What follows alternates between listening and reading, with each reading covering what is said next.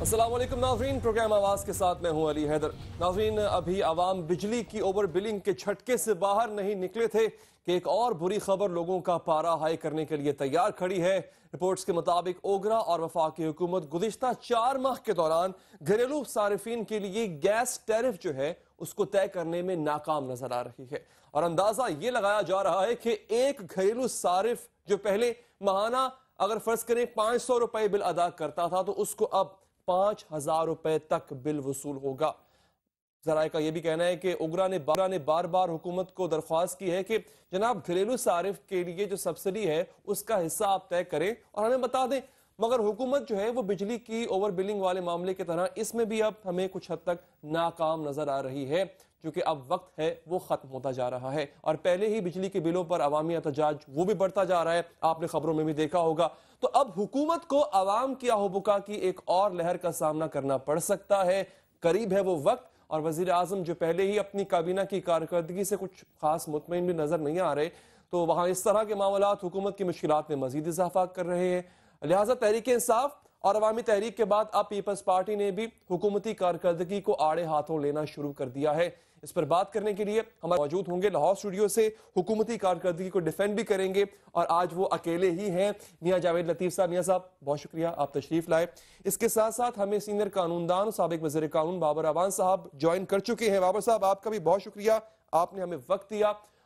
और हमें हमारे साथ मौजूद होंगे पीटीआई से रहनुमा मुराद सईद साहब। मुराद साहब आपका बहुत शुक्रिया। और सीनियर तजियाकार किसी तारुफ के मोहताज नहीं, नज़ीर नाजी साहब वो हमारे साथ फोन लाइन पर होंगे। सबसे पहले मियां साहब मैं आपकी तरफ आऊंगा, चूंकि गवर्नमेंट आपकी है, डिफेंड इस एक्यूजेशन को आपको जो है वो करना है।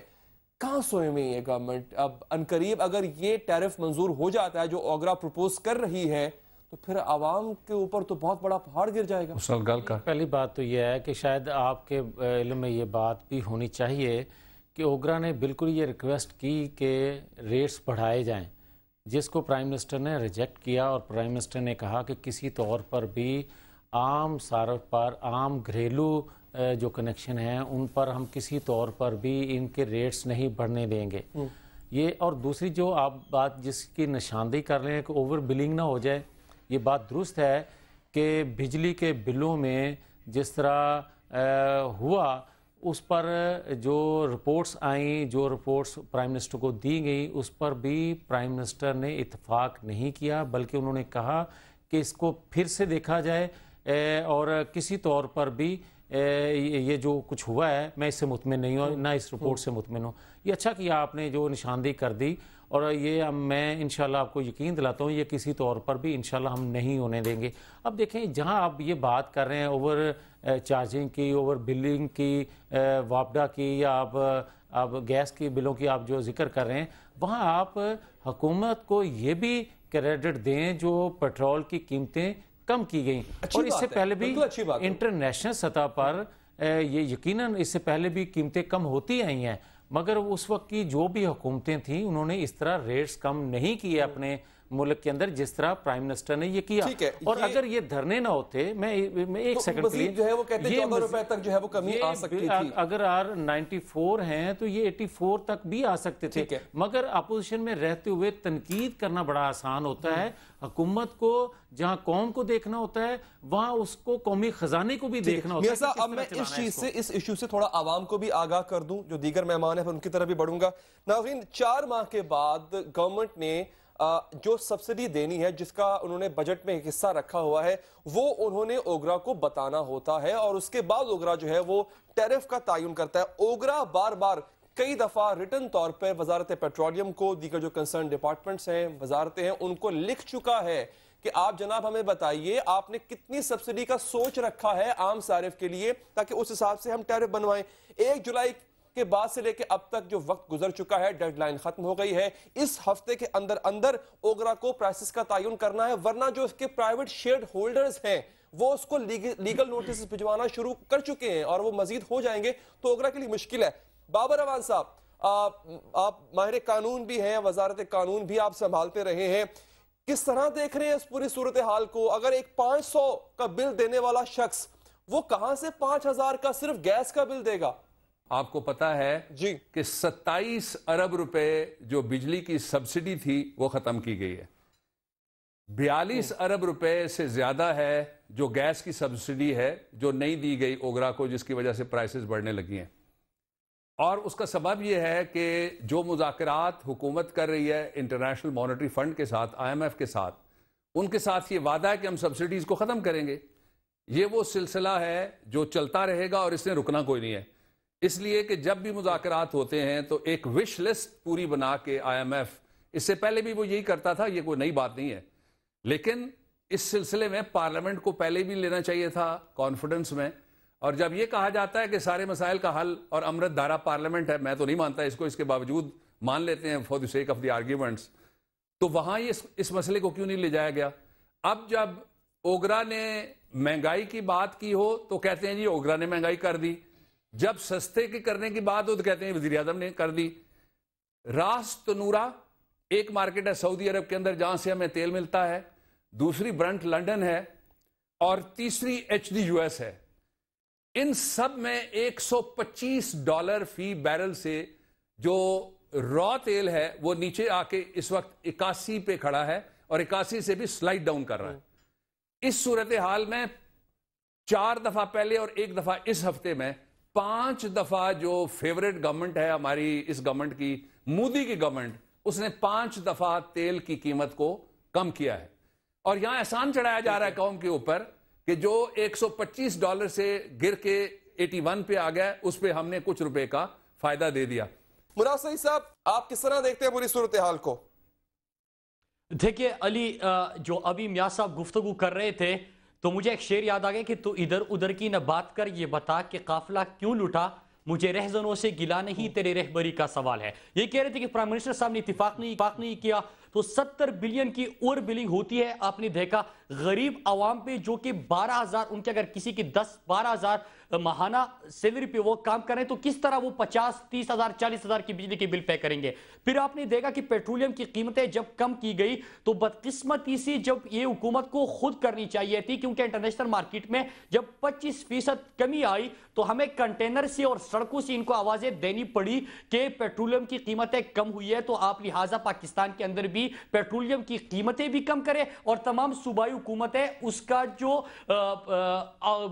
एक अवाम को रिलीफ होना चाहिए, अवाम को रिलीफ दे दे, चाहे वो किरायों की सूरत में हो। उसके साथ साथ आपने देखा कि जब तेल की कीमतों में कमी होती है तो उनको बिजली की कीमतों में भी कमी करनी चाहिए, जो कि ये नहीं कर रहे। और जो 70 बिलियन की अभी तक ओवर बिलिंग हुई थी उसके ऊपर भी कोई एक्शन नहीं लिया गया। सिर्फ ये बात हुई है कि प्राइम मिनिस्टर ने इत्तेफाक नहीं किया। प्राइम मिनिस्टर इत्तेफाक करे या ना करे, लेकिन ये एक हकीकत है कि अवाम पे आपने इजाफी बोझ डाला और उनके साथ आपने ज्यादती की। जब इंटरनेशनल मार्केट में 25% कमी हो गई है तो ये क्यों नहीं करते? और ये जो मियां साहब अभी गुफ्तगू कर रहे थे कि ये अगर धरना ना होता तो बड़ी अच्छी बात की अली, अगर धरना ना होता ये सबसे पाकिस्तान की तारीख की सबसे ज्यादा इन्वेस्टमेंट लेके आते, अगर धरना ना होता तो ये बिजली की कीमतें भी कम कर देते, अगर धरना ना होता तो नंदीपुर पावर प्रोजेक्ट चल पड़ता, अगर धरना ना होता तो प्राइम मिनिस्टर साहब पाकिस्तानी अवाम के टैक्स के पैसों पे इतने बैरूनी मुल्क चले आप एक काम करें ना, आप गारंटी ले लें हुकूमत से, मियां साहब यहां बैठे हैं कि हम धरना खत्म करते हैं, आप ये सब चीजें सस्ती कर दें। देखिए अली, यहां पे एक बुनियादी नुक्ता है, इस किस्म के मसले मसाइल ये हल ही नहीं कर सकते, क्योंकि जब एक हुकूमत की बुनियादी गलत हो तो इमारत किस तरह आप तवक्को करते हो कि वो एक मजबूत और बेहतरीन इमारत हो सकती है। इनकी बुनियादी गलत है। और उसके साथ साथ आप देखिए कि जितने मसले मसाइल आ रहे हैं, चाहे वो जब आप डेमोक्रेसी में क्या होता है, जमहूरियत की असल रूह क्या है, जमहूरियत की असल रूह के ऊपर जब आप एक्शन नहीं लेते, जब आप फ्री एंड फेयर इलेक्शन नहीं करवाते, तो तब आप आवाम के मसाइल की हल की तरफ नहीं जाते। लिहाजा ये हुकूमत आगे बढ़ते हैं। एक सेकंड अली, अभी जो आंसर दे दें इसका क्विक सा। जो अभी मुराद बात कर रहे हैं, मेरे छोटे भाई हैं, बात वो सही कर रहे हैं, लेकिन मैं इनकी खिदमत में ये गुजारिश करूंगा मुराद साहब कि धरनों की जो मैंने बात की है ना, मैंने इस सेंस में बात की है कि कोई इन्वेस्टर किसी मुल्क में जब जाता है, कहीं से फसल उठाता है तो 2 महीने पहले प्लानिंग करता है। चावल की फसल पे जो तबाही हुई है, ये किसानों से पूछो, पंजाब के किसानों से, उनका हशर क्या हुआ है। जो कीमत पिछले साल जो थी 2600 रुपया मन थी, वो आज 1400 रुपया मन वही चावल की फसल बेचने पर वो मजबूर है किसान, आपके धरनों की वजह से कि इन्वेस्टर पाकिस्तान में जुमला। नहीं आया। कंटेनर से जो आप गुफ्तगू कर रहे हो, वो तो गवर्नमेंट खरीद ना ना खाली गवर्नमेंट नहीं खरीदती, खाली सरमायाकार जो है वो आता है, वो यहाँ से फसल उठाता है और दूसरे ममालिक में लेकर जाता है। आपका जवाब आ गया। नजीर नाजी साहब, बड़ी देर आपसे होल्ड करना पड़ा आपको। मैं मुराद साहब आता हूं आपकी तरफ। नाजी साहब बहुत देर से वेट कर रहे हैं। नाजी साहब, हमारा जो टॉपिक है आज का वो गवर्नेंस पर भी है हुकूमत की, और खास तौर पर ये जो पावर टैरिफ्स का मसला है, शुरू से लेकर अब तक ये हल नहीं हो पा रहा, और अब जो एक गैस का एटम बॉम्ब गिरने जा रहा है आवाम पे। दोबारा मैं इस बात पर जोर दूंगा कि 500 या 600 देने वाला शख्स जो है वो किस तरह से 5000 का बिल देगा? मीटर कटवाएगा। अच्छा, ये हल है, एक मीटर कट जाएगा उसका। हेलो जी नाजी साहब, ये अब क्या करें? ये हल तो नहीं होगा, ये तो फिर बेचारा मीटर कटवा के लकड़ियों से चूल्हा जलाएगा अपना, वो भी बहुत महंगी है। इसकी जो हुकूमत को क्या पता, क्योंकि उसको तो पार्लियामेंट की पूरी मुकम्मल पार्लियामेंट की ताईद हासिल है, हुकूमत मजबूत है। अब मजबूत हुकूमत ऐसा नहीं करेगी तो और कौन करेगा? नहीं, मजबूत हुकूमत को तो और अवामी इकदाम, जिससे पेट्रोल सस्ता किया, बहुत अच्छी बात है, काबिल सताइश चीज है ये। मजीद सस्ता हो, अच्छी बात है। सस्ता नहीं किया, पहले तो ये बता दूं आपको कि उसने सस्ता नहीं किया। इंटरनेशनल मार्केट में उसकी जितनी कीमत कम हुई है ना, अगर उस तनासुब से कमी की जाती तो ये 25 रुपए होती। अच्छा, ये तो इन्होंने बीच में से 10 रुपए हुकूमत के 10 रुपए भी कहीं दो टुकड़े लोगों की झोली में डाल दिए। 15 रुपए हुकूमत खुद खा रही है जो बचत के हैं। ठीक है, जो आवाम को मुंतकिल होने चाहिए थी बचत। बिल्कुल ठीक है।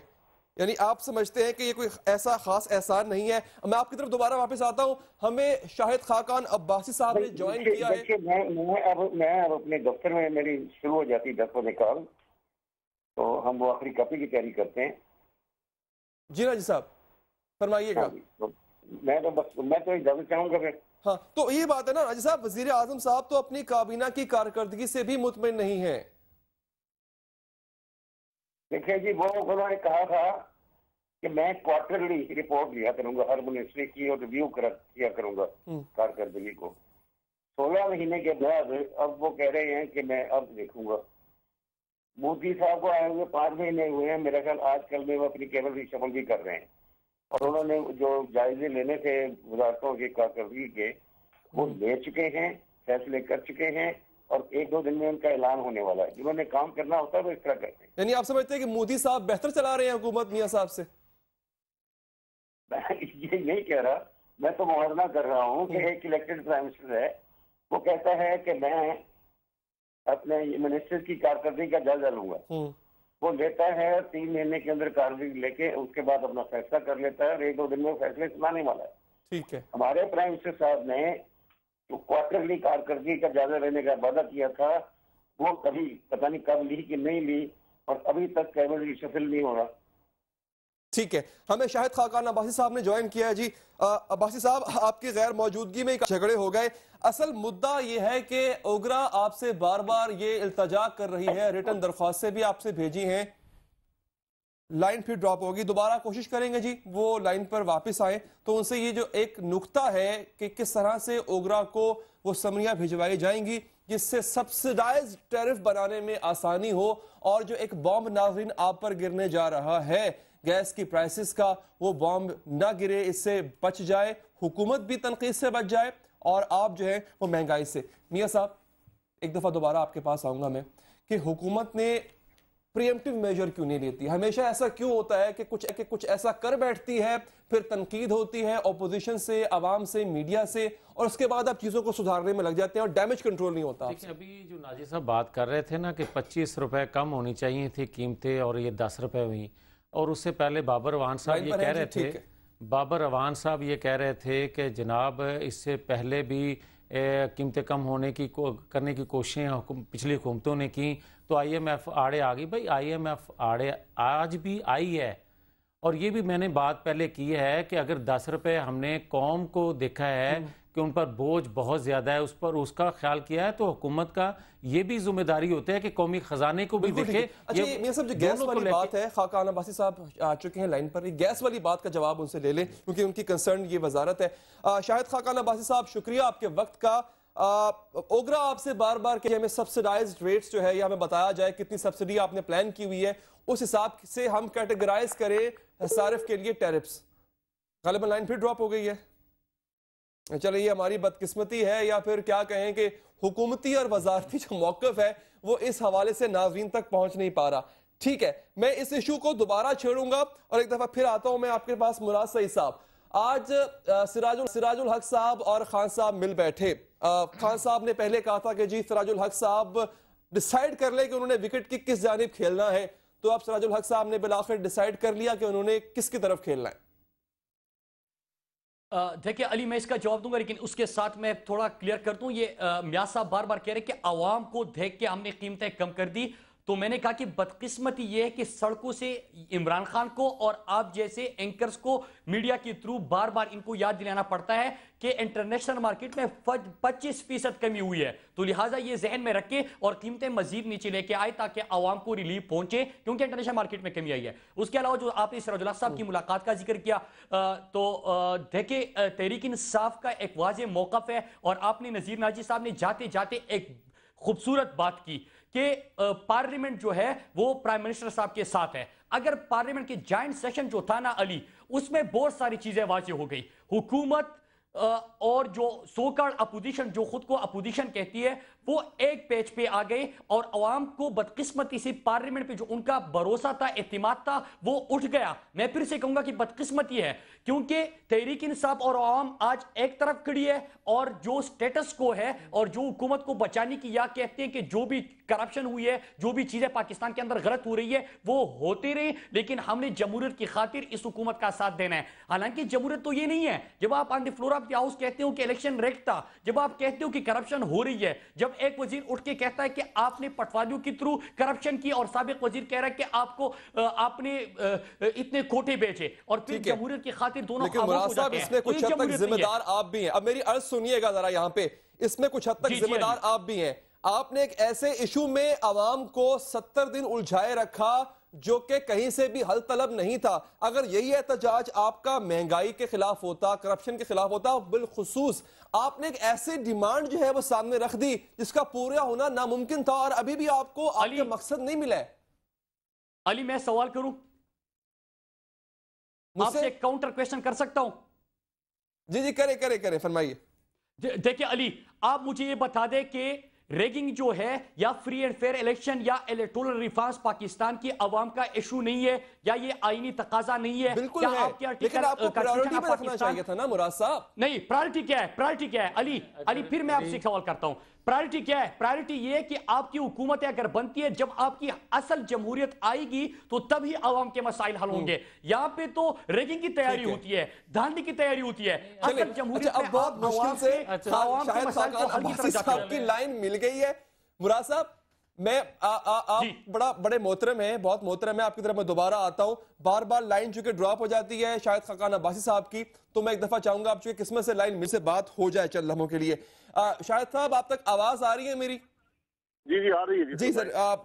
सबसे पहला सवाल मेरा आपसे ये है जिस पर हमने आज का प्रोग्राम डिजाइन किया कि जनाब, जब ओगरा बार बार ये रिक्वेस्ट कर रहा है वजारत पेट्रोलियम से, हुकूमत से, कि आप हमें हमारे सब्सिडाइज रेट से जो सब्सिडी आपने प्लान कर रखी है आवाम के लिए, इंडस्ट्री के लिए, वो बताएं, तो इतना टाइम हो गया, 4 महीने से आप उसको वो जवाब नहीं दे रहे हैं। अब वो मजबूर है अपना टैरिफ प्लान करने पर और उस प्लानिंग के तहत आवाम पर एक बहुत बड़ा बॉम्ब, एक बहुत बड़ा बोझ गिरने वाला है महंगाई का। नहीं, आप किसकी बात कर रहे हैं? सर, मैं बात कर रहा हूं ओगरा की, जो कि अब गैस की प्राइसेस को रिवाइज करने जा रही है और वो ये चाहती है कि गवर्नमेंट उसे बताए कि आखिर आपने क्या सब्सिडी प्लान कर रखी है सारिफ के लिए। जी देखें, गैस के लिए कोई सब्सिडी नहीं है। गैस के अंदर क्रॉस सब्सिडी होती है, यानी डोमेस्टिक जो टैक्स होते हैं उसको दूसरे सेक्टर क्रॉस सब्सिडाइज करते हैं। तो वो यही कैफियत पहले भी थी, आज भी यही कैफियत है। ओगरा ने अभी रेवेन्यू डिटर्मिनेशन की है, उसके बाद हुकूमत जो है उसके मुताबिक प्राइस टैरिफ को डिस्ट्रीब्यूट करके और नोटिफाई कर देगी। सर, 1 जुलाई की डेडलाइन क्रॉस हुए इतना वक्त हो गया है, अभी तक तो नहीं हो पाया ना। ऐसा नहीं है, कोई रिलीफ किसी के लिए इसमें नहीं है। वो तो प्राइसेस तो गैस की बढ़ी है, कॉस्ट बढ़ी है, तो इसलिए ये कहना कि कोई रिलीफ इसके अंदर है, ये पॉसिबल नहीं है। सर, 58 रुपीज पर MMBTU से 478 रुपीज तक बढ़ जाएंगी प्राइसेस। कितनी जी? 58 से 478 तक बढ़ जाएंगी प्राइसेस क्या? नहीं, ऐसी कोई बात नहीं है, ये गलतफहमी है किसी को। प्राइसेस जो है रेवेन्यू डिटर्मिनेशन ओगरा ने कर दिया है, उसके हिसाब से जो टैरिफ डिस्ट्रीब्यूशन है कुछ सेक्टर में ज्यादा बढ़ेगा। हुकूमत की हमेशा ये कोशिश होती है कि जो डोमेस्टिक सेक्टर है उस पर बोझ कम से कम हो। 3 साल से कोई डोमेस्टिक टैरिफ नहीं बढ़ाया गया और हमारी ये कोशिश है कि इस दफा भी कम से कम डोमेस्टिक टैरिफ को बढ़ाया जाए। सर, वो जो 35 बिलियन रुपए का लॉस है जिसको पूरा करने का कहा गया है, वो किस तरह पूरा करेंगे फिर आप, और ओगरा किस तरह पूरा करेगी? आवाम पर एक्स्ट्रा बिलिंग करके करेगी ना सर? जी, एक्स्ट्रा बिलिंग करके नहीं होता। बिलिंग ये वही लॉस की बात कर रहे हैं जो अभी तक प्राइसेस नोटिफाई नहीं हुई। अगर वो प्राइसेस नोटिफाई नहीं की जाती तो ये लॉस 35 अरब का नहीं है, ऐसे कम है, लेकिन वो लॉस सुई नॉर्दर्न और सुई सदर्न का होता है। 50 अरब का भी बात रिपोर्ट्स के मुताबिक है शायद साहब। हुकूमत ही बर्दाश्त करेगी, अगर लॉस हुआ तो हुकूमत ही बर्दाश्त करती है, लेकिन कोशिश ये है कि इसका बोझ अवाम पर ना पड़े, ये बुनियादी कोशिश होती है। दूसरे सेक्टर्स को उसे क्रॉस सब्सिडाइज किया जाए। सर, मुझे अर्ज यही करनी है ना आपसे कि क्या वजह है कि क्रॉस सब्सिडिकेशन के लिए अब तक जो है वो आपको क्या लेटर्स नहीं लिखे गए ओगरा की जानिब से कि बताया जाए कि कितना प्लान है? हम उसको कंसिडर कर रहे हैं, ये इतना आसान फैसला नहीं होता जो एक दिन में हो जाता है। हम उसको कंसिडर कर रहे हैं और वो सबके सामने आ जाएगा, उसमें ढकी छुपी बात नहीं है। ये से पहले भी प्राइसेस ऐसी ही 4 माह से तो शायद खाकान अब्बास साहब 4 माह जो है वो एक टाइम होता है, कर्सा होता है, और डेडलाइन भी गुजर गई, तो अब तक तो नहीं हो पाया। ये हमारी डिस्क्रेशन है कि हम उसको जब मर्जी करें। अगर किसी को शिकायत है तो अदालत में जा सकता है। ये कोई प्राइस कम करने की बात नहीं है, ये बढ़ाने की बात है, ये जरा आप ज़हन में जरूर रख लें। यानी प्राइस बढ़ेगी? जी, प्राइसेस जो ओगरा ने कहा है प्राइसेस बढ़ाई जाएं, अभी तक हुकूमत ने प्राइसेस नहीं बढ़ाई, ये शायद आपको समझने में गलतफहमी हो रही है। अच्छा, ओगरा आपसे कह रहा है कि प्राइसेस बढ़ाए जाएं और आप कह रहे हैं प्राइसेस नहीं बढ़ाई जाएंगी? अभी हमने प्राइसेस नहीं बढ़ाई, यही कोशिश है कि इसका बोझ अवाम पर कम से कम हो। अच्छा, कुछ अंदाजा बता सकते हैं कि आप कितनी हद तक कीमत में इजाफा होगा? देखिए, मैंने यही आपसे कहा है कि डिफरेंट जो सेक्टर्स हैं उन पर डिफरेंट टैरिफ्स होते हैं। तो हमने जो इजाफी रेवेन्यू ओगरा ने डिटरमिन किया है उसको डिफरेंट सेक्टर्स पर स्प्रेड करना होता है। तो कोशिश हमेशा यही रहती है कि घरेलू सार्फिन पर इसका बोझ ना डाला जाए, ये बुनियादी बात। चले, हम उम्मीद करते हैं शायद साहब कि घरेलू सार्फिन पर इसका बोझ तो ना पड़े, ठीक है, वो एक अलहदा बात। इंडस्ट्रीज का क्या होगा? पहले उनसे वादा किया गया 9 महीने आपको बिजली गैस जो है वो मिलती रहेगी, लेकिन 9 महीनों में भी हफ्ते में 2 दिन मिलती है। जी, वही 2 दिन ही मिलेगी जी। पंजाब में 2 दिन मिलेगी और बाकी जो पाकिस्तान है उसमें सारा साल मिलती है। ये आर्टिकल 158 है कॉन्स्टिट्यूशन का, अगर उसको पढ़ लें तो हो जाएगी। अच्छा, यानी कि आपसे जो कंक्लूड मैंने किया आपकी गुफ्तगू से सर कि गैस की जो प्राइसेस है वो ओगरा बढ़ाना चाह रहा है, आप कह रहे हैं कि ऐसा नहीं होगा। तो सर वो जो लॉस है, मैं ये नहीं कह रहा ऐसा नहीं होगा। हमारी ये कोशिश है कि घरेलू सार्फिन पर असर कम पड़े, ये बुनियादी बात है। प्राइसेस आपको बढ़ानी पड़ेंगी या सब्सिडी लेनी पड़ेगी। तो हमारी सब्सिडी देने का कोई प्लान नहीं है, लेकिन प्राइसेस बढ़ा करी, लेकिन उसका कोशिश ये होगी कि जो घरेलू सार्फिन है उसको उन पर बोझ ना पड़े। चले, ठीक है। शाहिद खान भाई साहब, बहुत शुक्रिया, आपने हमें वक्त दिया।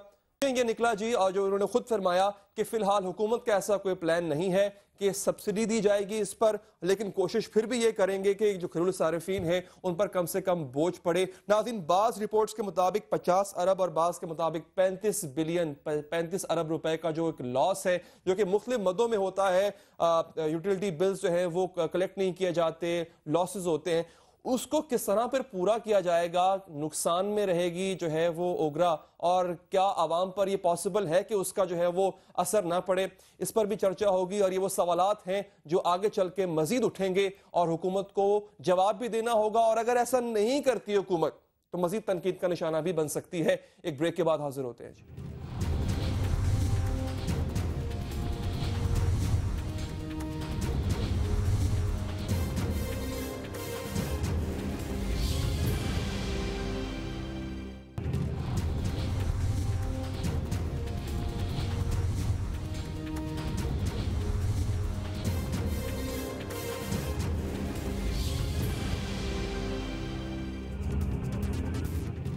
अस्सलाम वालेकुम नाज़रीन, प्रोग्राम आवाज़ के साथ मैं हूं अली हैदर। नाज़रीन, अभी आवाम बिजली की ओवर बिलिंग के झटके से बाहर नहीं निकले थे कि एक और बुरी खबर लोगों का पारा हाई करने के लिए तैयार खड़ी है। रिपोर्ट्स के मुताबिक ओगरा और वफाकी हुकूमत गुज़िश्ता 4 माह के दौरान घरेलू सारिफिन के लिए गैस टैरिफ जो है उसको तय करने में नाकाम नजर आ रही है।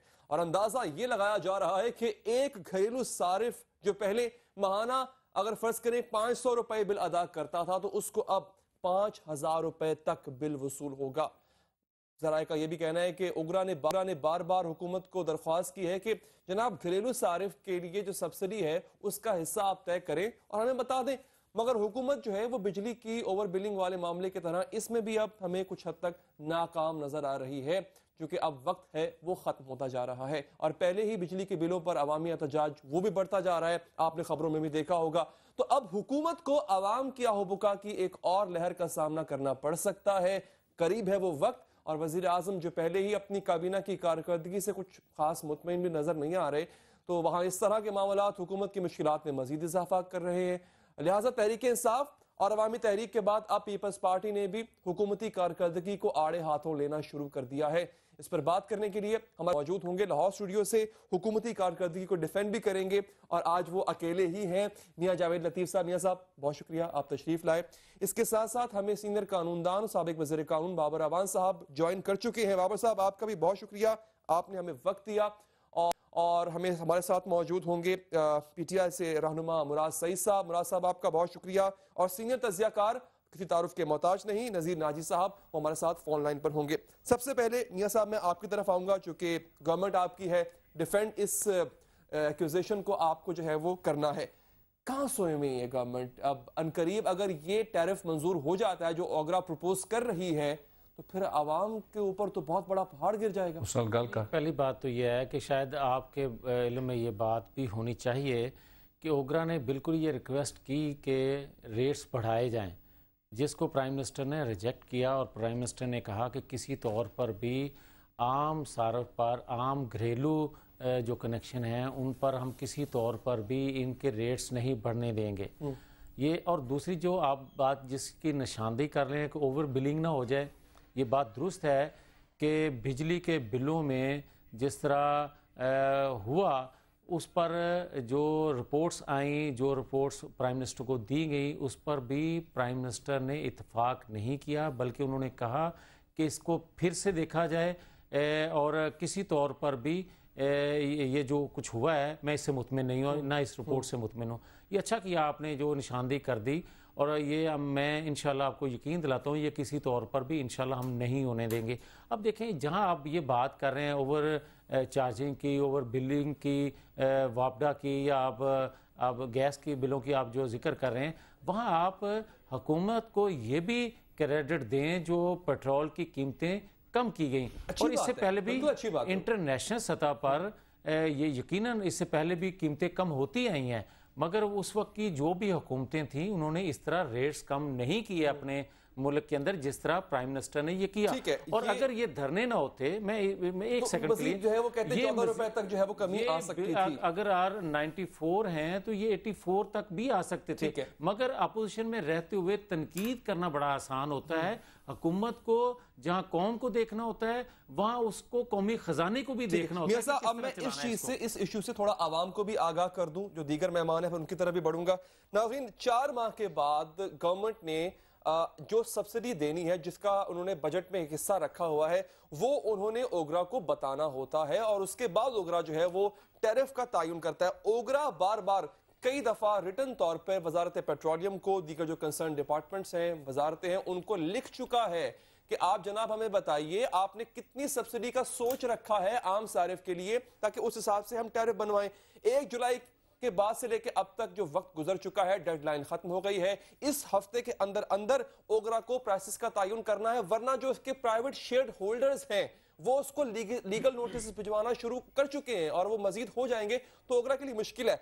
बाबर अवान साहब, आप माहिर कानून भी हैं, वजारत कानून भी आप संभालते रहे हैं, किस तरह देख रहे हैं इस पूरी सूरत हाल को? अगर एक 500 का बिल देने वाला शख्स वो कहां से 5,000 का सिर्फ गैस का बिल देगा? देखिए, पहले मैं आपके खिलाफ एहतजाज करना चाहता हूँ। मुझे जब कहा गया था तो ये बताया गया था कि आपके प्रोड्यूसर ने कहा, सीनियर प्रोड्यूसर ने कहा कि मिनिस्टर पेट्रोलियम होंगे जिनके साथ बैठ के हम बात करेंगे, इसलिए कि वो रेलेवेंट आदमी है। वो भी होंगे। जी, वो फोन लाइन पे थोड़ी देर में हमारे साथ आ जाएंगे बाबर साहब। तो फिर आप जलसा बुला लेना नून लीग का। आपने जो कहा था वो करिए ना, फिर यूं ना आप करें ना। ये आप कम से कम आप तो वादा पूरा किया की बात कर रहे हैं। उन्होंने हमसे आज के पहले कमिट किया और बाद में कल का टाइम दे दिया। इस वजह से 11th और पर हुकूमती मौकफ के लिए कोई ना कोई तो होना था हमारे साथ। नहीं, हुकूमती मौकफ के लिए कोई नहीं है इस वक्त भी। पार्टी मौकफ के लिए तो हो सकते हैं, हुकूमती मौकफ का कोई आदमी मौजूद नहीं है। दूसरा ये है कि जो असल इशू है उसकी तरफ मैं आपको लेके जाना चाहता हूं। आपको पता है जी कि 27 अरब रुपए जो बिजली की सब्सिडी थी वो खत्म की गई है। 42 अरब रुपए से ज्यादा है जो गैस की सब्सिडी है जो नहीं दी गई ओगरा को, जिसकी वजह से प्राइसेस बढ़ने लगी हैं। और उसका सबब यह है कि जो मुज़ाकरात हुकूमत कर रही है इंटरनेशनल मॉनेटरी फंड के साथ, IMF के साथ, उनके साथ ये वादा है कि हम सब्सिडीज को ख़त्म करेंगे। ये वो सिलसिला है जो चलता रहेगा और इसने रुकना कोई नहीं है। इसलिए कि जब भी मुज़ाकरात होते हैं तो एक विश लिस्ट पूरी बना के IMF, इससे पहले भी वो यही करता था, ये कोई नई बात नहीं है। लेकिन इस सिलसिले में पार्लियामेंट को पहले भी लेना चाहिए था कॉन्फिडेंस में। और जब ये कहा जाता है कि सारे मसाइल का हल और अमृत धारा पार्लियामेंट है, मैं तो नहीं मानता इसको, इसके बावजूद मान लेते हैं for the sake of the arguments, तो वहां ये इस मसले को क्यों नहीं ले जाया गया? अब जब ओगरा ने महंगाई की बात की हो तो कहते हैं जी ओगरा ने महंगाई कर दी। जब सस्ते के करने की बात हो तो कहते हैं वजीर आजम ने कर दी। रास तनूरा एक मार्केट है सऊदी अरब के अंदर जहां से हमें तेल मिलता है, दूसरी ब्रंट लंदन है और तीसरी HD US है। इन सब में $125 फी बैरल से जो रॉ तेल है वो नीचे आके इस वक्त 81 पे खड़ा है और 81 से भी स्लाइड डाउन कर रहा है। इस सूरत हाल में 4 दफा पहले और 1 दफा इस हफ्ते में 5 दफा जो फेवरेट गवर्नमेंट है हमारी इस गवर्नमेंट की, मोदी की गवर्नमेंट, उसने 5 दफा तेल की कीमत को कम किया है। और यहां एहसान चढ़ाया जा रहा है कौम के ऊपर कि जो $125 से गिर के 81 पे आ गया, उस पे हमने कुछ रुपए का फायदा दे दिया। एक पहलू इसका ये हो गया। दूसरी बात यह है कि इन्होंने जो अगर मिनिस्टर होते तो मैं उनका जवाब मांगता उनसे, जो गैस डेवलपमेंट लेवी इन्होंने लगाई है उस पे मिनिस्टर ने खुद कहा है कि 65 अरब रुपए हमने पिछले 3 महीने के अंदर कमाए हैं। अब मिनिस्टर होते तो सारे फैक्ट्स एंड फिगर्स, आपने मुझे कहा था मिनिस्टर आ रहे हैं इसलिए मैं तैयार होकर आया हूं। जाहिर है वजारत का सेक्रेटरी हो तो वो भी जानता होगा, या वजीर आजम खुद जवाब दें फिर कौम को। हम कोशिश अवान साहब करेंगे कि वो हमारे साथ फोन लाइन पर आ जाएं। जी नहीं, आपने मुझसे वादा खिलाफी किया। You have not, you don't have courtesy to say sorry. आप जब किसी को कहते हैं कि कोई आएगा पसंद है तो ये उनसे बार-बार ये बात कर रहे हैं। मैं चला जाऊंगा अगर कोई मुदाखलत करेगा। अगर बाबर अवान साहब बात नहीं करना चाहते चला जाऊंगा तो ये उनको चाहिए था कि उनके साथ बात करते। चले, इनको बता देना चाहिए। Thank you very much. बात नहीं करना, सुनिएगा, I am living the show. I am leaving the show. I am leaving the show. Thank you very much, Ali Haider. If you want a shouting match, I am not in the habit of that. Your call. ठीक है. This is हाँ, अगर कोई shout करने की कोशिश करेगा तो बाहर जाके करेगा, मैं बाहर चला जाता हूँ। यहाँ पर दूसरी बात सुन ले, मियां जावेद लतीफ साहब यहाँ पर मौजूद है हुकूमती मौक़िफ़ के लिए बात करनी। और आपसे हमने Ali Haider, thank you very much, thank you very much Ali Haider साहब, thank you very much sir. Your call ठीक है। मुराद सईद साहब, आप किस तरह देखते हैं पूरी सूरत हाल को?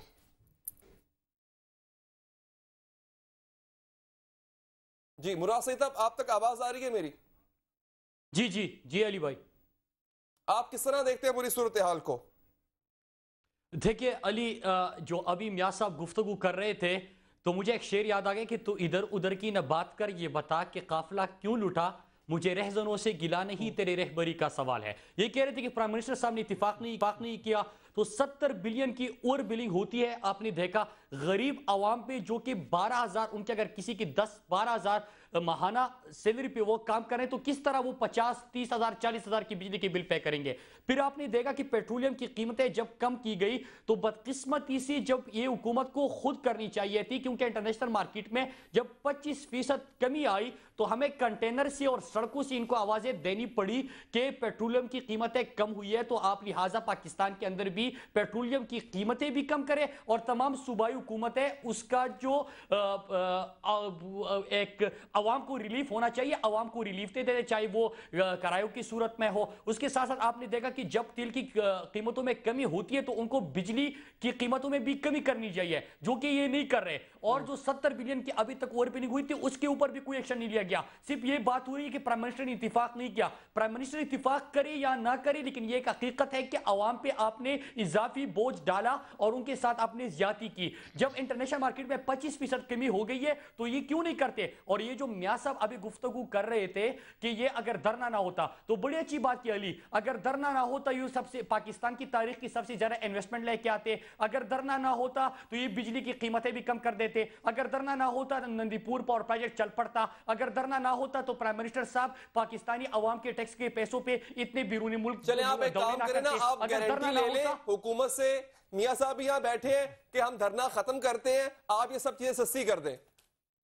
देखिए अली, यहां पे एक बुनियादी नुक्ता है, इस किस्म के मसले मसाइल ये हल ही नहीं कर सकते, क्योंकि जब एक हुकूमत की बुनियादी गलत हो तो इमारत किस तरह आप तवक्को करते हो कि वो एक मजबूत और बेहतरीन इमारत हो सकती है। इनकी बुनियादी गलत है। और उसके साथ साथ आप देखिए कि जितने मसले मसाइल आ रहे हैं, चाहे वो जब आप पहले कि आप वक्फे पे आ जाएं,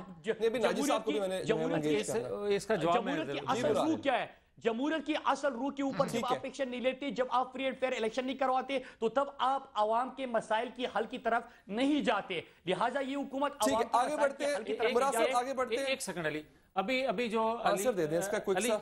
जो अभी मुराद बात कर रहे हैं, मेरे छोटे भाई हैं, बात वो सही कर रहे हैं, लेकिन मैं इनकी खिदमत में ये गुजारिश करूंगा मुराद साहब कि धरनों की जो मैंने बात की है ना, मैंने इस सेंस में बात की है कि कोई इन्वेस्टर किसी मुल्क में जब जाता है, कहीं से फसल उठाता है तो 2 महीने पहले प्लानिंग करता है। चावल की फसल पे जो तबाही हुई है, ये किसानों से पूछो, पंजाब के किसानों से, उनका हशर क्या हुआ है।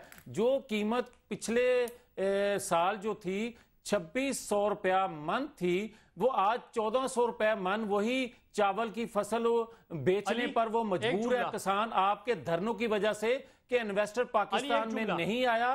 कंटेनर से जो आप गुफ्तगू कर रहे हो, वो तो गवर्नमेंट खरीदी, खाली गवर्नमेंट नहीं खरीदती, खाली सरमायाकार जो है वो आता है, वो यहाँ से फसल उठाता है और दूसरे ममालिक में लेकर जाता है। आपका जवाब आ गया। नजीर नाजी साहब, बड़ी देर आपसे होल्ड करना पड़ा आपको। मैं मुराद साहब आता हूं आपकी तरफ। नाजी साहब बहुत देर से वेट कर रहे हैं। नाजी साहब, हमारा जो टॉपिक है आज का वो गवर्नेंस पर भी है हुकूमत की, और खास तौर पर ये जो पावर टैरिफ्स का मसला है, शुरू से लेकर अब तक ये हल नहीं हो पा रहा, और अब जो एक गैस का एटम बॉम्ब गिरने जा रहा है आवाम पे। दोबारा मैं इस बात पर जोर दूंगा कि 500 या 600 देने वाला शख्स जो है वो किस तरह से 5000 का बिल देगा? मीटर कटवाएगा। अच्छा, ये हल है, एक मीटर कट जाएगा उसका। जी नाजी साहब, ये क्या करें, ये हल तो नहीं होगा, ये तो फिर बेचारा मीटर कटवा के लकड़ियों से चूल्हा जलाएगा अपना, वो भी बहुत महंगी है। इसकी जो हुकूमत को क्या पता, क्योंकि उसको तो पार्लियामेंट की पूरी मुकम्मल पार्लियामेंट की ताईद हासिल है, हुकूमत मजबूत है। अब मजबूत हुकूमत ऐसा नहीं करेगी तो और कौन करेगा? नहीं, मजबूत हुकूमत को तो और अवामी इकदाम, जिससे पेट्रोल सस्ता किया, बहुत अच्छी बात है, काबिल सताइश चीज है ये। मजीद सस्ता हो, अच्छी बात है। सस्ता नहीं किया, पहले तो ये बता दूं आपको कि उसने सस्ता नहीं किया। इंटरनेशनल मार्केट में उसकी जितनी कीमत कम हुई है ना, अगर उस तनासुब से कमी की जाती तो ये 25 रुपए होती। अच्छा, ये तो इन्होंने बीच में से 10 रुपए हुकूमत के, जो 10 रुपए भी कहीं दो टुकड़े लोगों की झोली में डाल दिए। 15 रुपए हुकूमत खुद खा रही है जो बचत के हैं। ठीक है, जो आवाम को मुंतकिल होनी चाहिए थी बचत। बिल्कुल ठीक है। यानी आप समझते हैं कि ये कोई ऐसा खास एहसान नहीं है। मैं आपकी तरफ दोबारा वापस आता हूं। हमें शाहिद खाकान अब्बासी साहब ने ज्वाइन किया है। मैं अब अपने दफ्तर में, मेरी शुरू हो जाती 10 बजे कॉल, तो हम वो आखिरी कॉपी की तैयारी करते हैं। जी ना जी साहब, फरमाइएगा। तो मैं तो इजाजत चाहूंगा फिर। हाँ, तो ये बात है ना राजी साहब, वजीर आजम साहब तो अपनी काबीना की कारकर्दगी से भी मुतमिन नहीं है। देखिए जी, वो उन्होंने कहा था कि मैं क्वार्टरली रिपोर्ट लिया करूंगा, हर मिनिस्ट्री की और रिव्यू किया करूंगा कारकर्दगी को। 16 महीने के बाद अब वो कह रहे हैं कि मैं अब देखूंगा। मोदी साहब को आए हुए 5 महीने हुए हैं, मेरा ख्याल आजकल में वो अपनी केबल रिशफल भी कर रहे हैं, और उन्होंने जो जायजे लेने थे वजारतों के कारकर्दगी के वो ले चुके हैं, फैसले कर चुके हैं, और 1-2 दिन में उनका ऐलान होने वाला है। जिन्होंने काम करना होता है वो इस तरह करते हैं। यानी आप समझते हैं कि मोदी साहब बेहतर चला रहे हैं हुकूमत मियां साहब से? ये नहीं कह रहा, मैं तो मुआवजा कर रहा हूँ कि एक इलेक्टेड प्राइम मिनिस्टर है, वो कहता है कि मैं अपने मिनिस्टर की कारकर्दगी का जायजा लूंगा। वो लेता है 3 महीने के अंदर कारकर्दगी लेके, उसके बाद अपना फैसला कर लेता है, और 1-2 दिन में फैसले सुनाने वाला है। ठीक है। हमारे प्राइम मिनिस्टर साहब ने जो क्वार्टरली कारकर्दगी का जायजा लेने का वादा किया था, वो कभी पता नहीं कब ली कि नहीं ली, और अभी तक कैबिनेट रिशफल नहीं हो रहा। ठीक है, हमें शाहिद खाकान अब्बासी साहब ने ज्वाइन किया है जी। अब्बासी साहब, आपकी गैर मौजूदगी में झगड़े हो गए। असल मुद्दा यह है कि ओगरा आपसे बार बार ये इल्तजा कर रही है, रिटर्न दरख्वास्तें भी आपसे भेजी हैं। लाइन फिर ड्रॉप होगी, दोबारा कोशिश करेंगे जी वो लाइन पर वापस आए। तो उनसे ये जो एक नुक्ता है कि किस तरह से ओगरा को वो समरियां भिजवाई जाएंगी जिससे सब्सिडाइज टैरिफ बनाने में आसानी हो, और जो एक बॉम्ब नाज़रीन आप पर गिरने जा रहा है गैस की प्राइसेस का, वो बॉम्ब ना गिरे, इससे बच जाए, हुकूमत भी तनकीद से बच जाए, और आप जो है वो महंगाई से। मियां साहब, एक दफा दोबारा आपके पास आऊंगा मैं कि हुकूमत ने प्रिएम्प्टिव मेजर क्यों नहीं लेती? हमेशा ऐसा क्यों होता है कि कुछ ऐसा कर बैठती है, फिर तनकीद होती है ऑपोजिशन से, आवाम से, मीडिया से, और उसके बाद आप चीजों को सुधारने में लग जाते हैं और डैमेज कंट्रोल नहीं होता। देखिए, अभी जो नाजी साहब बात कर रहे थे ना कि 25 रुपए कम होनी चाहिए थी कीमतें, और ये 10 रुपए हुई, और उससे पहले बाबर अवान साहब ये कह रहे थे, बाबर अवान साहब ये कह रहे थे कि जनाब इससे पहले भी कीमतें कम होने की करने की कोशिशें पिछली हुकूमतों ने की, तो IMF आड़े आ गई। भाई IMF आड़े आज भी आई है, और ये भी मैंने बात पहले की है कि अगर 10 रुपए हमने कौम को देखा है कि उन पर बोझ बहुत ज्यादा है, उस पर उसका ख्याल किया है, तो हुकूमत का ये भी जिम्मेदारी होती है कि कौमी खजाने को भी देखे। अच्छा, ये सब जो गैस वाली बात है, खाकान अब्बासी साहब आ चुके हैं लाइन पर, गैस वाली बात का जवाब उनसे ले लें क्योंकि उनकी कंसर्न ये वजारत है। शाहिद खाकान अब्बासी साहब, शुक्रिया आपके वक्त का। ओगरा आपसे बार बार कि हमें सब्सिडाइज्ड रेट्स जो है, या हमें बताया जाए कितनी सब्सिडी आपने प्लान की हुई है, उस हिसाब से हम कैटेगराइज करें सारिफ के लिए टैरिफ्स। गालिबन लाइन फिर ड्रॉप हो गई है। चलो, ये हमारी बदकिस्मती है या फिर क्या कहें कि हुकूमती और वजारती जो मौकफ है वो इस हवाले से नाज़रीन तक पहुंच नहीं पा रहा। ठीक है, मैं इस इशू को दोबारा छेड़ूंगा और एक दफा फिर आता हूं मैं आपके पास। मुराद सईद साहब, आज सिराजुल हक साहब और खान साहब मिल बैठे। खान साहब ने पहले कहा था कि जी सिराजुल हक साहब डिसाइड कर ले कि उन्होंने विकेट की किस जानिब खेलना है, तो अब सिराजुल हक साहब ने बिलाखिर डिसाइड कर लिया कि उन्होंने किसकी तरफ खेलना है।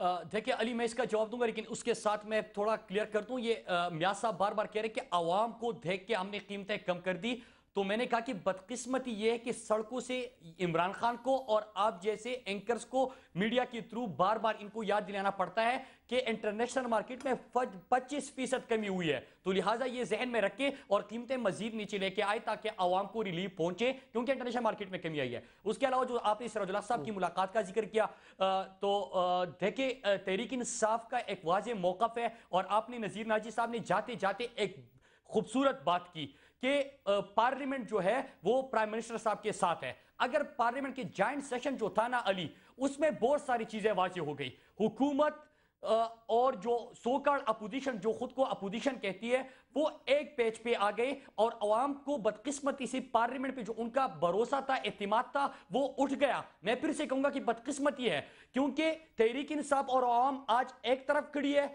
और जो स्टेटस को है और जो हुकूमत को बचाने की, या कहते हैं कि जो भी करप्शन हुई है, जो भी चीजें पाकिस्तान के अंदर गलत हो रही है वो होती रही, लेकिन हमने जमहूरियत की खातिर इस हुकूमत का साथ देना है। हालांकि जमहूरियत तो ये नहीं है। जब आप on the floor of the house कहते हो कि इलेक्शन रिग्ड था, जब आप कहते हो कि करप्शन हो रही है, जब जब एक वजीर उठ के कहता है कि आपने पटवारियों के थ्रू करप्शन की और साबिक वजीर कह रहा है कि आपने इतने कोटे बेचे और फिर जमहूरियत की खातिर दोनों लेकिन मुराद साहब इसमें कुछ हद तक जिम्मेदार आप भी हैं। अब मेरी अर्ज सुनिएगा जरा यहाँ पे, इसमें कुछ हद तक जिम्मेदार आप भी हैं। आपने एक ऐसे इशू में आवाम को 70 दिन उलझाए रखा जो कि कहीं से भी हल तलब नहीं था। अगर यही एहतजाज आपका महंगाई के खिलाफ होता, करप्शन के खिलाफ होता, बिलखुसूस आपने एक ऐसी डिमांड जो है वो सामने रख दी जिसका पूरा होना नामुमकिन था, और अभी भी आपको आपके मकसद नहीं मिला है। अली मैं सवाल करूं, आपसे एक काउंटर क्वेश्चन कर सकता हूं? जी जी करें फरमाइए। देखिए अली, आप मुझे ये बता दें कि रेगिंग जो है या फ्री एंड फेयर इलेक्शन या इलेक्टोरल रिफॉर्म्स पाकिस्तान की आवाम का इशू नहीं है, या ये आईनी तकाजा नहीं है? बिल्कुल है, लेकिन आपको प्रायोरिटी पे रखना चाहिए था ना मुराद साहब। नहीं, प्रायोरिटी क्या है? प्रायोरिटी क्या है अली फिर मैं आपसे सवाल करता हूं, प्रायोरिटी क्या है? प्रायोरिटी ये है कि आपकी हुकूमत अगर बनती है, जब आपकी असल जमहूरियत आएगी तो तभी आवाम के मसाइल हल होंगे। यहाँ पे तो रेगिंग की तैयारी होती है, धांधली की तैयारी होती है। असल जमहूरियत अब बहुत मुश्किल से आपकी लाइन मिल गई है मुराद साहब। मैं आप बड़े मोहतरम है, बहुत मोहतरम है, आपकी तरफ मैं दोबारा आता हूं। बार बार लाइन चूंकि ड्रॉप हो जाती है शायद खाकान अब्बासी साहब की, तो मैं एक दफा चाहूंगा आप चूंकि किस्मत से लाइन मिल से बात हो जाए चंद लम्हों के लिए। शायद साहब आप तक आवाज आ रही है मेरी? जी आ रही है जी सर। सबसे पहला सवाल मेरा आपसे यह है जिस पर हमने आज का प्रोग्राम डिजाइन किया कि जनाब, जब ओगरा बार बार ये रिक्वेस्ट कर रहा है वजारत पेट्रोलियम से, हुकूमत से, कि आप हमें हमारे सब्सिडाइज रेट से जो सब्सिडी आपने प्लान कर रखी है आवाम के लिए, इंडस्ट्री के लिए, वो बताएं, तो इतना टाइम हो गया, 4 महीने से आप उसको वो जवाब नहीं दे रहे हैं। अब वो मजबूर है अपना टैरिफ प्लान करने पर, और उस प्लानिंग के तहत आवाम पर एक बहुत बड़ा बॉम्ब, एक बहुत बड़ा बोझ गिरने वाला है महंगाई का। नहीं, आप किसकी बात कर रहे हैं? सर मैं बात कर रहा हूं ओगरा की, जो कि अब गैस के प्राइसेस को रिवाइज करने जा रही है, और वो ये चाहती है कि गवर्नमेंट उसे बताए कि आखिर आपने क्या सब्सिडी प्लान कर रखी है सारिफ के लिए। जी देखें, गैस के लिए कोई सब्सिडी नहीं है। गैस के अंदर क्रॉस सब्सिडी होती है, यानी डोमेस्टिक जो टैक्स होते हैं उसको दूसरे सेक्टर क्रॉस सब्सिडाइज करते हैं। तो वो यही कैफियत पहले भी थी, आज भी यही कैफियत है। ओगरा ने अभी रेवेन्यू डिटर्मिनेशन की है, उसके बाद हुकूमत जो है उसके मुताबिक प्राइस टैरिफ को डिस्ट्रीब्यूट करके और नोटिफाई कर देगी। सर 1 जुलाई की डेडलाइन क्रॉस हुए इतना वक्त हो गया है, अभी तक तो नहीं हो पाया ना ऐसा? नहीं है, कोई रिलीफ किसी के लिए उसमें नहीं है। वो तो प्राइसेस तो गैस की बढ़ी है, कॉस्ट बढ़ी है, तो इसलिए ये कहना कि कोई रिलीफ उसके अंदर है, ये पॉसिबल नहीं है। सर 58 रुपीज पर MMBTU से 478 रुपीज तक बढ़ जाएंगी प्राइसेस। कितनी जी? 58 से 478 तक बढ़ जाएंगी प्राइसेस क्या? नहीं, ऐसी कोई बात नहीं है, ये गलतफहमी है किसी को। प्राइसेस जो है रेवेन्यू डिटर्मिनेशन ओगरा ने कर दिया है, उसके हिसाब से जो टैरिफ डिस्ट्रीब्यूशन है कुछ सेक्टर में ज्यादा बढ़ेगा। हुकूमत की हमेशा ये कोशिश होती है कि जो डोमेस्टिक सेक्टर है उस पर बोझ कम से कम हो।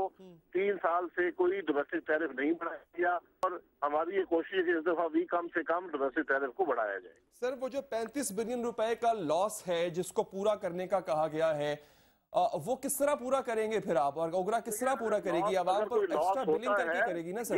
जी एक्स्ट्रा बिलिंग करके नहीं होता। बिलिंग ये वही लॉस की बात कर रहे हैं जो अभी तक प्राइसेस नोटिफाई नहीं हुई। अगर वो प्राइसेस नोटिफाई नहीं की जाती तो ये लॉस 35 अरब का नहीं है, ऐसे कम है, लेकिन वो लॉस सुई नॉर्दर्न और सुई सदर्न का होता है। 50 अरब का भी बात रिपोर्ट्स के मुताबिक है शायद साहब। हुकूमत ही बर्दाश्त करेगी, अगर लॉस हुआ तो हुकूमत ही बर्दाश्त करती है, लेकिन कोशिश ये है कि इसका बोझ अवाम पर ना पड़े, ये बुनियादी कोशिश होती है। दूसरे सेक्टर्स को उसे क्रॉस सब्सिडाइज किया जाए। सर मुझे अर्ज यही करनी है ना आपसे कि क्या वजह है कि क्रॉस सब्सिडिकेशन के लिए अब तक जो है वो आपको क्या लेटर्स नहीं लिखे गए ओगरा की जानिब से कि बताया जाए कि कितना प्लान किया? हम उसको कंसिडर कर रहे हैं, ये इतना आसान फैसला नहीं होता, एक दिन में हो जाता है, हम उसको कंसिडर कर रहे हैं और वो सबके सामने आ जाएगा, उसमें ढकी छुपी बात नहीं है। इससे पहले भी प्राइसेस ऐसी ही 4 माह से तो शायद खाकान अब्बासी साहब 4 माह जो है वो एक टाइम होता है, कर्सा होता है, और डेडलाइन भी गुजर गई, तो अब तक तो नहीं हो पाया। ये हमारी डिस्क्रेशन है कि हम उसको जब मर्जी करें। अगर किसी को शिकायत है तो अदालत में जा सकता है। ये कोई प्राइस कम करने की बात नहीं है, ये बढ़ाने की बात है, ये जरा आप ज़हन में जरूर रख लें। यानी प्राइस अब बढ़ेगी? जी, प्राइसेस जो ओगरा ने कहा है प्राइसेस बढ़ाई जाएं। अभी तक हुकूमत ने प्राइसेस नहीं बढ़ाई, ये शायद आपको समझने में गलतफहमी हो रही है। अच्छा, ओगरा आपसे कह रहा है कि प्राइसेस बढ़ाए जाएं और आप कह रहे हैं प्राइसेस नहीं बढ़ाई जाएंगी। अभी हमने प्राइसेस नहीं बढ़ाई, यही कोशिश है कि इसका बोझ अवाम पर कम से कम हो। अच्छा, कुछ अंदाजा बता सकते हैं कि आप कितनी हद तक कीमत में इजाफा होगा?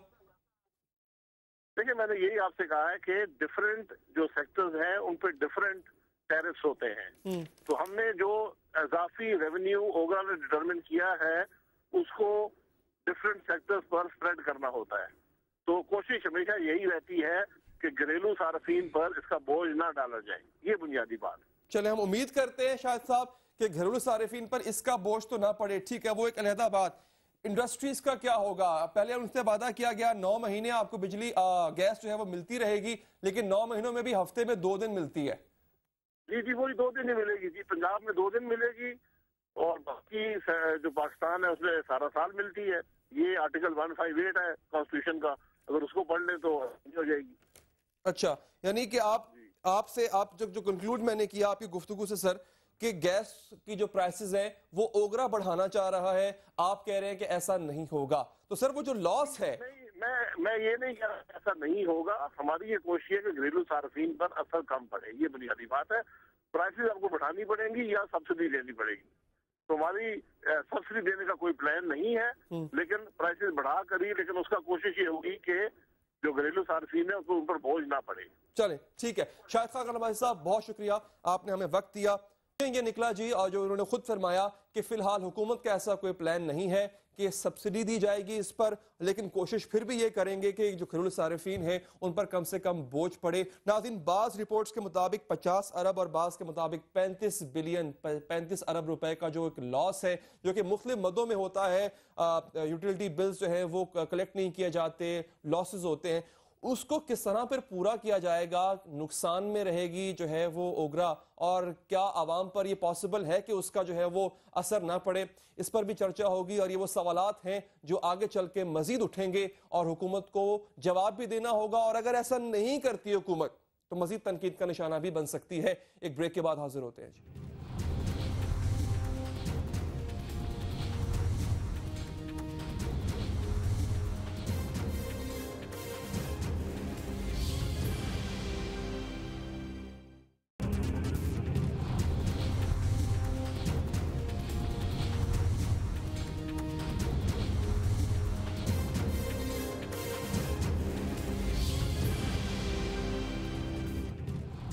हाजिर हैं जी। गैस की कीमतों में इजाफे पर आपने वजीर पेट्रोलियम का मौक़िफ़ जान लिया। अब कुछ जिक्र हो जाए प्रोग्राम में अगले हिस्से में मुल्की सियासत पर।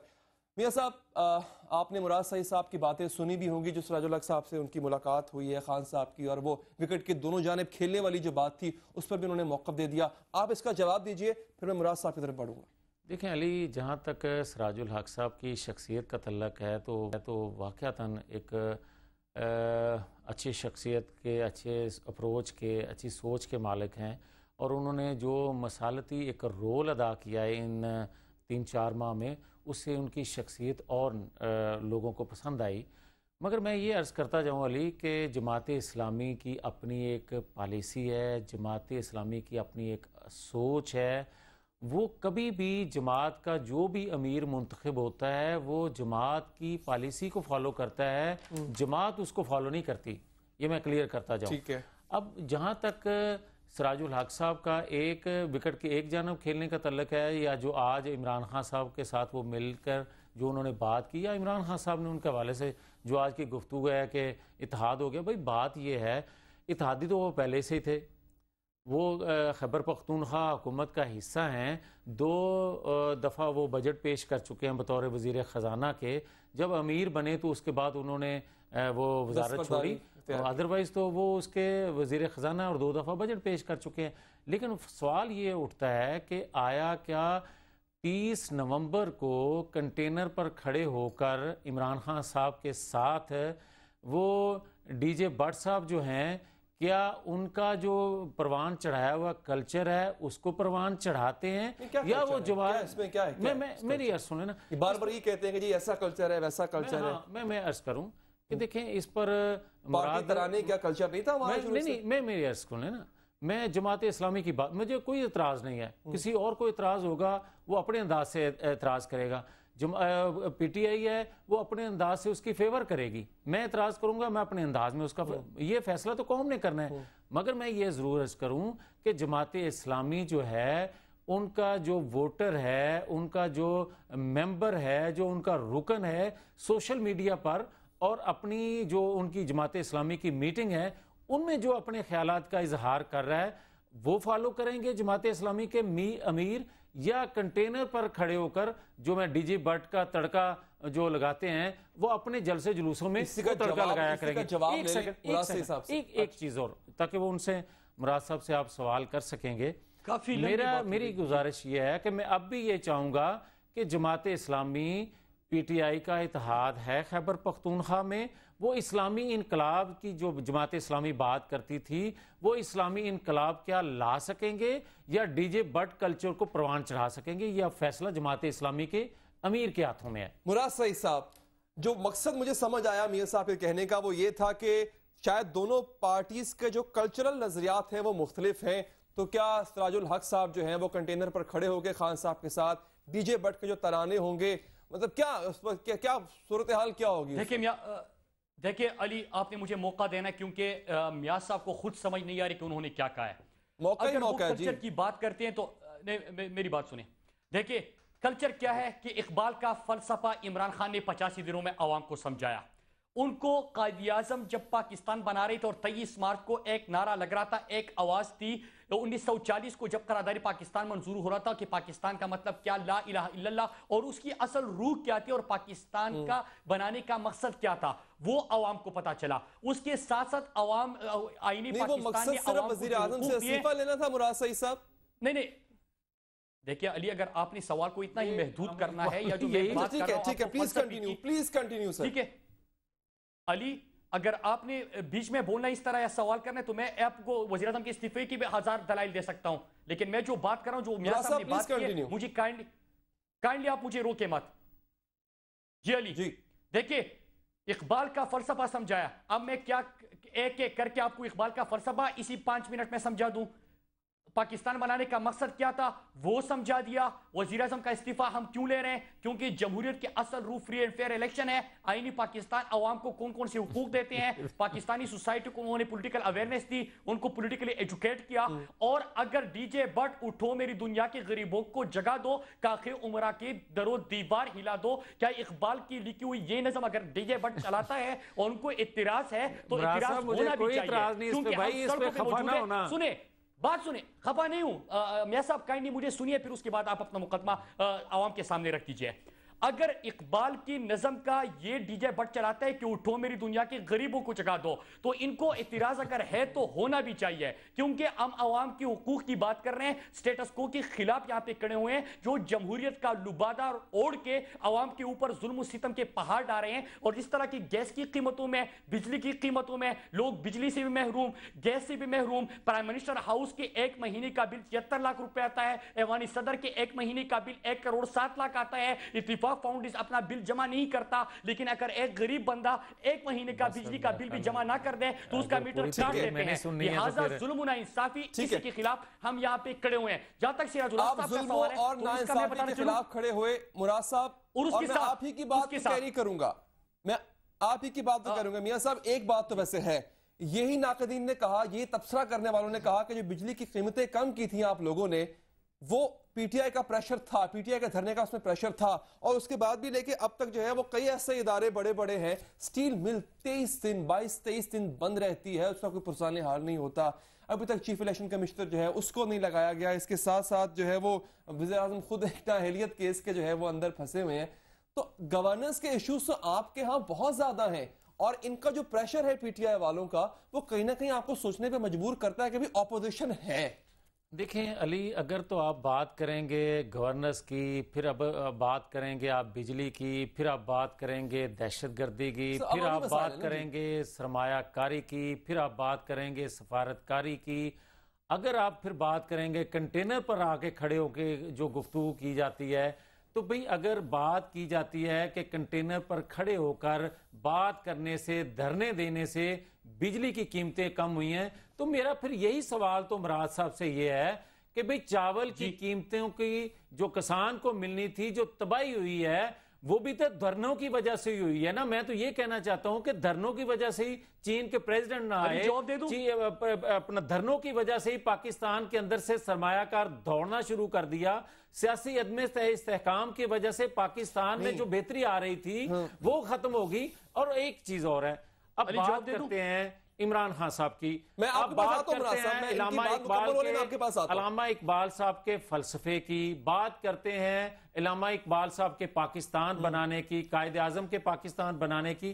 तो मुराद साहब ये भी तो कौम को बता देना कि जो इमरान खान साहब ये कह रहे थे कि जनाब मैं इस्तीफा लेकर वापस जाऊंगा, और अपना इस्तीफा भी अभी कबूल नहीं करवा रहे, और ऊपर से ये कह रहे हैं मैं हार के भी किसी तौर पर भी हारने वाला नहीं, खुदा के लिए नहीं हार भी मुझे, सॉरी ये जुमला था, आपने करेक्शन कर दी कि हार भी मुझे। मियां साहब, मैं आपकी बात का जवाब उनसे लूंगा, इतना बड़ा पोलियो मुहिम का 6 महीने तक सरबराह लगाने से आपको क्या धरने वाले रोक रहे हैं? एक सेकंड, चीफ इलेक्शन कमीशनर लगाने से धरने वाले रोक रहे हैं? मेरी बात तो सुन लेना यार, आप विकेट के दोनों साइड पे ना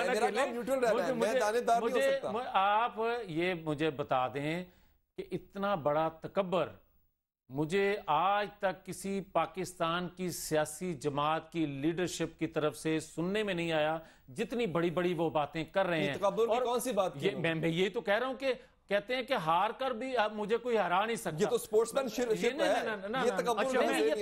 ये तकब्बर इस सेंस में है। देखें अली, बात ये है कि मेरी ये सुन लें। अच्छा, आप बात मुकम्मल कर लें, मैं आपके पास आता हूं। ये तकब्बुर वाली बात का जवाब दीजिएगा। बात ये है बिल्कुल कि मसूफ इतनी बड़ी छोड़ते हैं, और 14 अगस्त से लेकर आज तक जो गुफ्तगू मसूफ ने फरमाई है कंटेनर पर खड़े होकर, जो झूठ बोला है आज तक वही झूठ बोलते आ रहे हैं।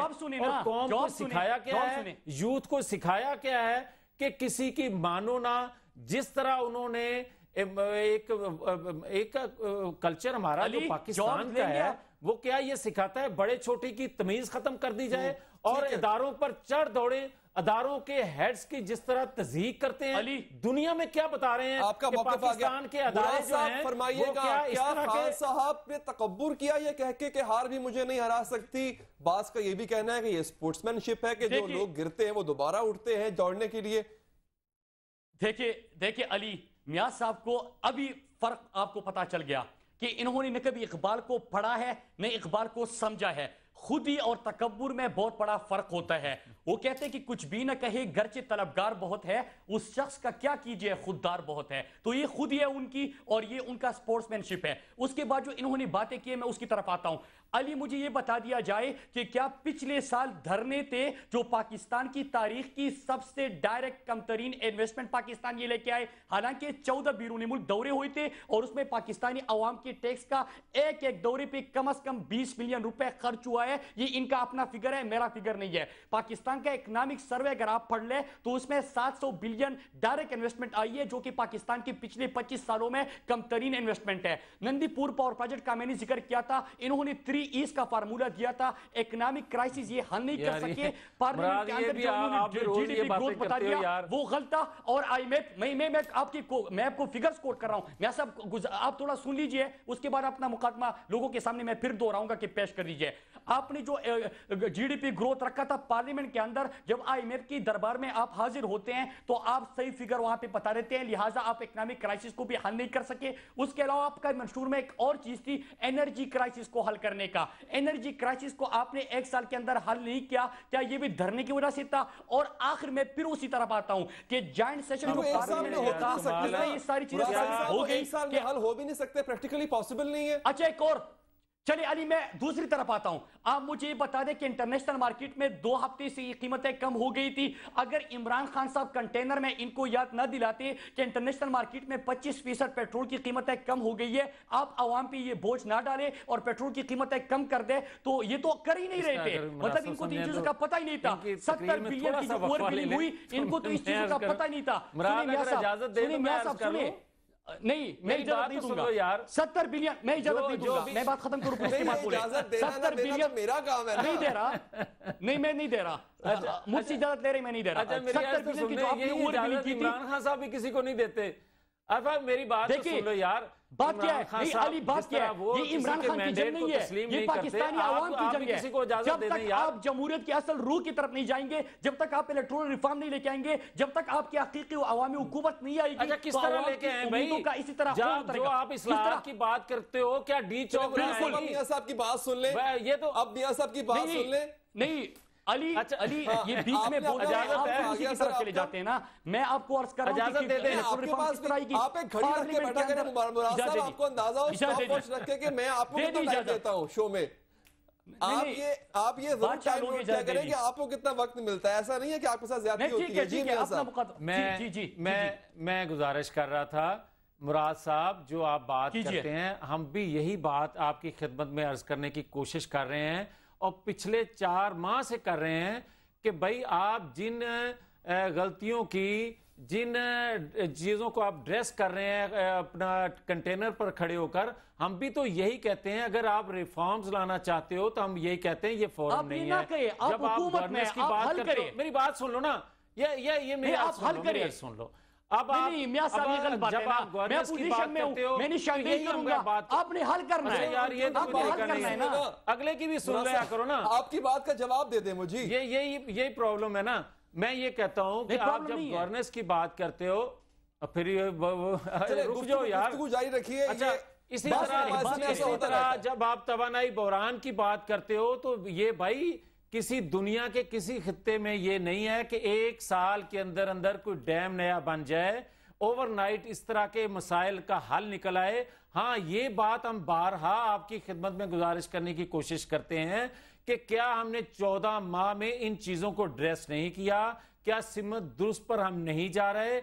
अब बात करते हो सरमायाकारी की, क्या हमने 14 माह में, जो आप कहते हो कि 14 जो हैं बाहर के आपने चक्कर लगाए, क्या 14 माह में सरमायाकारों को हमने बेहतर सफारतकारी से अट्रैक्ट नहीं किया, पाकिस्तान में आने के लिए उनको राजी नहीं किया? क्या पाकिस्तान के अंदर जो सरमायाकारी होने जा रही थी, अगर आप 4 माह ये ब्रेक ना करते तो क्या बेहतरी ना आती? आप कहते हो धरनों की वजह, मैं बार बार आपको इस चीज की तरफ लाने की कोशिश कर रहा हूं कि धरनों की वजह से जो किसान का बुरा हाल आपने किया है, ये 3 माह के आपके धरनों की वजह से हुआ है। अगर आपने मेरी अर्ज सुने ना अली, यही मैं कहना चाहता हूं कि कोई भी इन्वेस्टर जब आता है तो पहले 3 माह पहले फसल उठाने से पहले अपनी मनसूबाबंदी करता है। भाई 3 माह से यहां धरने थे, वो किसी तौर पर भी अपनी, इससे पहले जो है वो हमारे किसानों को इतनी सब्सिडी जो है वो मिल रही थी। अच्छा, उसके बाद मुझे ये बताएं, क्या इनकी उगाई हुई जो गंदुम या जो भी अनाज होता है, क्या वो उठा लिया जाता था? क्या बारदाना वक्त पर दिया जाता था? क्या सिर्फ इन 70 दिनों में किसान का बुरा हाल हुआ है? अली आपने सवाल, ये तो अली आपने बहुत अच्छा सवाल किया, इसका जवाब भी खुदारा ले लें। मैं यही अर्ज करने की कोशिश कर रहा हूं कि पिछले साल जब चावल की फसल आई तो 2600 रुपया फी मन रेट था और 2800 रुपए तक भी गया। किसान को उसका फायदा हुआ और जो चावल की फसल थी वो तमाम उठा ली गई। और आज जो हालत है, चावल की फसल पड़ी हुई है, कोई लेने वाला नहीं है। सारी फसल जो है ना हुकूमत के बस का रोग होता है सारा उठाना, बाहर से इन्वेस्टर आता है, उठाता है और बाहर की मंडी में लेकर जाता है। और जब जिस मुल्क में सियासी अदम इस्तेहकाम हो, जिस मुल्क में अमन ना हो, जिस मुल्क में ये यकीन ना हो सरमायादार को कि वहां के हालात जो हैं वो पुरसकून है, वहां कोई सरमायाकारी करने के लिए तैयार नहीं होता। और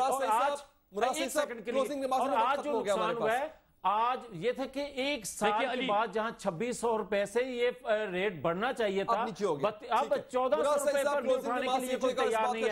ये धरनों की वजह से हुआ है। ये मियां साहब यहाँ पे जो बातें कर रहे हैं, इन्होंने कह रहे कि मुराद साहब आप जो कह रहे हैं मैं भी वही कह रहा हूं, तो लिहाजा इनकी बातों और मेरी बातों में फर्क इसलिए होना चाहिए कि ये हुकूमत में है, मैं अपोजिशन में हूं, मैं इनको डायरेक्शन दे रहा हूं, ये फिर भी उसके इंप्लीमेंट नहीं कर रहे, अमल नहीं कर रहे। ये फरियाद ना करे, एड्रेस कर दे अवामी इश्यूज को एड्रेस ही नहीं कर रहे, सोल्यूशन बता रहे हैं फिर भी अमल नहीं कर रहे। ये अवामी इशू नहीं है, किसान की आपने बर्बादी कर दी, मुआशरत की आपने बर्बादी कर दी। आपने जो छोटे किसान के साथ जो जुल्म करते हो आप लोग, ये जुल्म है की बात आप करते हो यार। छोटे किसान के ये गलत है, ये सही करते हैं आप यही उनको रिलीफ दे रहे हैं, आप उनके ऊपर हमारे पास वक्त क्योंकि खत्म हो गया है और मुझे इस बात पे कंक्लूड करना होगा आज के प्रोग्राम कि शाहिद खान अब्बासी साहब ने कहा है कि सब्सिडी नहीं दी जाएगी आवाम को, और इसके साथ साथ उन्होंने कहा है कि हम आवाम तक जो रेट्स हैं गैस के कोशिश करेंगे वो महंगाई, वो जो जायद टैरिफ है वो मुंतकिल ना हो पाए। इसके साथ साथ हमारी गुफ्तगू हुई अपने दोनों मेहमानों से, सियासत पर भी बात हुई। टिल नेक्स्ट प्रोग्राम मुझे दीजिए इजाजत, अल्लाह ने के पास।